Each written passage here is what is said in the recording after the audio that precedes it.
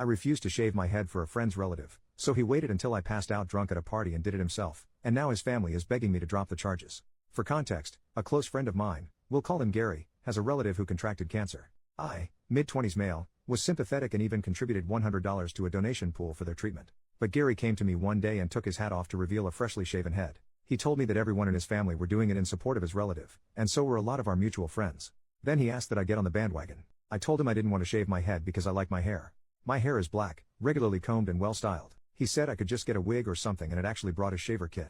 He was unboxing it when I told him this was not happening. I don't even really know his relative that he's doing this for. So I'm not doing it, end of discussion. He called me a jerk and left pretty angrily. We didn't speak for a week. Then last Saturday I got invited to a party at another close friend's house. There I found out that Gary had tried the same thing on several other friends, and only a couple of them actually did shave their heads.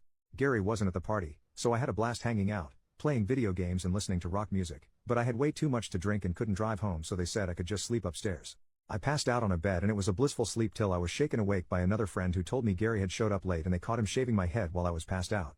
I saw what I looked like in a mirror and wanted to scream like I was in a horror movie. Gary even shaved off one of my eyebrows. Gary was still there and acting proud of himself, saying now you're gonna have to shave off the rest, just like me. LOL. I was furious and called the cops. When they got there, Gary fully admitted to what he had done to me and even said he was justified. The police didn't seem to think so, as this is classified as a form of assault. They asked me if I wanted to press charges and the first words out of my mouth were hell yes. Gary cussed me out while they took him away in cuffs. I tried getting my hair restyled into something presentable, but there was no saving it, and now I'm bald too. Now a bunch of Gary's family are telling me to drop the charges because Gary was off his meds and didn't mean to do it. I was like, what the heck? Because I never knew he was on meds. But I still refuse to drop the charges. It'll take months to grow my hair back the way it was. But all of the calls and messages from Gary's relatives are starting to get to me. Just about everyone else in our friend group has cut Gary out though and say that I'm doing the right thing by not dropping the charges. So now I'm divided. Am I actually wrong for pressing charges on a former friend for shaving my head in my sleep? I'm pissed. Edit. I want to make something clear here. So many people have said things like, dude, it's just hair. But would they all be saying that if I wasn't a man? What if I was some girl that had hair that took years to grow? Would they be saying the same thing? Sure, hair grows back, but it takes time. If it was something that grew back fast, people would be less inclined to care. But it's not fast. It takes months. And for some who had long hair, years. That's a lot of time wasted growing. And I don't plan on pushing for Gary to go to prison, but I don't plan to drop the charges either. His family already bailed him out. And while I didn't know he was on meds, I knew he had quite the temper, and even an entitled attitude at times. One example being a lunch where he wanted us all to combine the check and split it evenly. He got the most expensive thing on the menu. I got a cheeseburger. When we all said no, Gary went off on us for not being good friends. He's always been a jerk when he doesn't get his way, and I've only known him for like 3 years.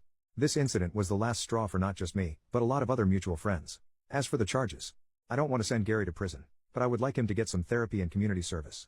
With the way Gary has acted around me in the past, and what he did to me, I actually wonder how long before he got more violent. I've seen and heard of him getting in fights for less. Edit number 2. I've gotten many comments from people saying you're the jerk. He has cancer. If you actually read what I posted, Gary is not the one with cancer. A relative of his I don't know does, and no, I don't know what kind of cancer. Gary didn't elaborate. He wanted me to shave my head for this person. And when I refused, he left in a tantrum. Then shaved my head while I was passed out drunk at a party. That's literally insane. Relevant comments. Commenter, but did you shave the other eyebrow to even out the regrowth? OP, unfortunately yes, I had to. Commenter number 2, you're not the jerk. Being off meds may be a reason, but it's never an excuse, and that was definitely assault. In fact, if you haven't already told the police, make sure they know that Gary previously asked you to get on the bandwagon, said he'd shave it for you while unpacking his equipment, but you refused and he verbally assaulted you. He knew you didn't and wouldn't consent, but did it anyway while you were unconscious. OP, the police know every detail about Gary that I've given here, save for his family harassing me, which I intend to tell the police about as soon as possible. OP, in regards to if his other friends knew about this, my friends all want nothing to do with Gary anymore. They didn't egg him on. They had no idea he was going to do what he did. Commenter number 2, actually if you're going to talk to the DA, they may be able to offer him a plea where he needs to stay on meds or go in treatment. OP, I already figured not much was going to happen since I wasn't harmed other than my hair. Whatever deal he takes in court, if he gets one, won't really matter to me. What does matter to me though is that this process makes him realize just how badly he screwed up. Meds or no meds. Commenter number 3, how did he get into the house? You're 100% not the jerk and should press charges. But who let him into that house?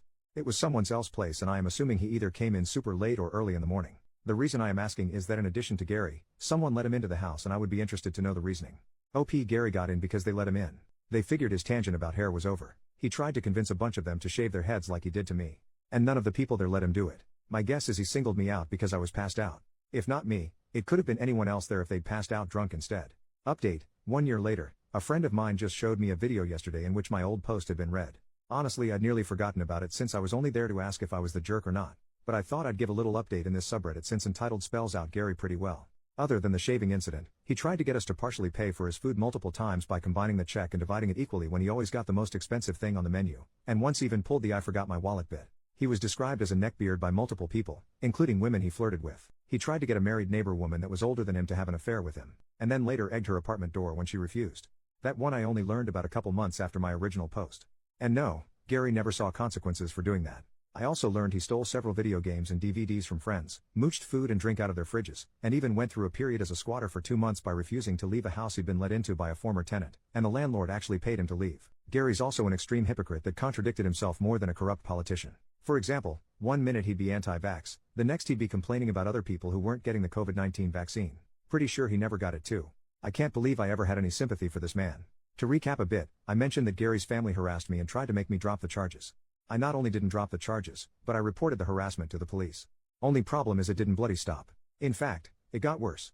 Mainly from Gary's mother, whom I can see where Gary got his charming personality from. She showed up to my apartment a couple of weeks after the shaving incident to scream at me that I knew nothing about what they were going through. And a little hair wasn't a big deal. I told her my hair was a big deal to me. And what Gary did was inexcusable. Well, that earned me a slap on the face, followed by a swift kick to the nuts, followed by a few more kicks to my body after I went down. It was all recorded by a camera that I had watching the front door. Landlord wouldn't let me put in a Ring doorbell cam. One of my neighbors saw her, and screamed at her that they'd be calling police. Gary's mom ran, and I ended up going to the hospital with minor injuries. Mostly just bruises, a black eye, and a sore groin. Also, the injury report was nice to have. Gary's mother got arrested, and I filed a lawsuit against her for attacking me. I saw her in court twice for both her assault on me, and the lawsuit I filed for her assault. This woman had taken several self-defense classes over the years, so she knew how to fight. That had the judge consider her a trained individual, and she was sentenced to 6 months in jail, given 2 years probation, and ordered to pay my medical bills. She actually cried to the judge about the money, but he wasn't having it.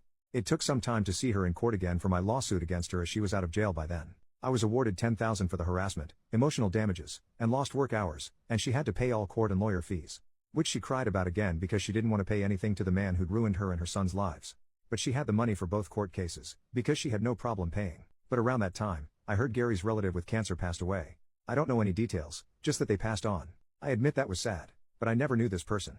But Gary made their condition his hill to die on when he tried to make an example out of me. Gary got some probation and community service for what he did to my hair. And he cut contact with our entire friend group and eventually moved away. Where to? I don't know. I don't care either. As for my hair, well, it grew back just fine. Took nearly half a year to get it back how it was. My boss had me put out of sight for a while, and I was wearing a hat everywhere for at least a month. I did take that $10,000 I got in the lawsuit and combined it with my savings for a down payment on a house. So I've since moved into a much better abode. I also have a girlfriend now that's living with me. It was a bit soon for her to move in, but there were extenuating circumstances. We're making it work though, and I'm happy. More relevant comments. Commenter, here's the thing, as a man, you are reluctant to fight back against a woman, but she's no lady either. Don't ever just let someone slap and kick you because you refuse to fight back. Also, did the mother shave her head? OP. No. She didn't shave her head. Unless she had a wig on, which I doubt. I don't know how many people in Gary's family did shave their heads because his mother was one of his only relatives I saw in person since the shaving incident. Otherwise all the harassment was online and over the phone. And yes, I was reluctant to strike back, but that old woman was faster than she looked. And that shooting pain from being kicked in the nuts is something I never want to feel again.